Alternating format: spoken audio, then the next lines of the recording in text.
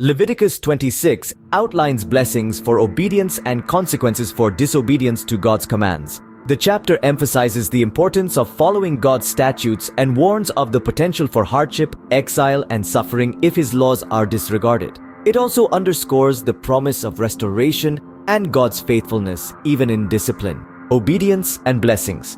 Just as blessings were promised for obedience, we should seek to obey God's commands and experience His favor in our lives. Consequences of disobedience. The chapter's warnings about the consequences of disobedience remind us of the importance of living in alignment with God's truth. Learning from history. The Israelites' history serves as a lesson. Today, we can learn from their experiences and strive to avoid the same mistakes. God's faithfulness. Despite discipline, God's faithfulness shines through. In our lives, we can trust that God remains faithful even in times of difficulty, repentance, and restoration. Leviticus 26 highlights the opportunity for repentance and restoration. When we veer off course, we can turn to God for forgiveness and renewal. Living distinctly. The call to live distinctively as God's people remains relevant. Today, we should stand out as followers of Christ in our attitudes, actions, and choices.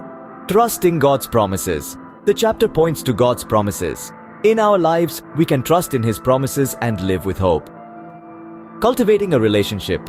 Leviticus 26 encourages cultivating a relationship with God based on obedience, trust, and intimacy. In conclusion, Leviticus 26 teaches about obedience and blessings, consequences of disobedience, learning from history, God's faithfulness, repentance and restoration, living distinctly, trusting God's promises, and cultivating a relationship with Him. Although we may not be under the same covenant, these principles guide us in living lives that honor God, seek His guidance, and experience the fullness of His grace and blessings through Christ. Until next time, I'm your host, Evangelist Thomas.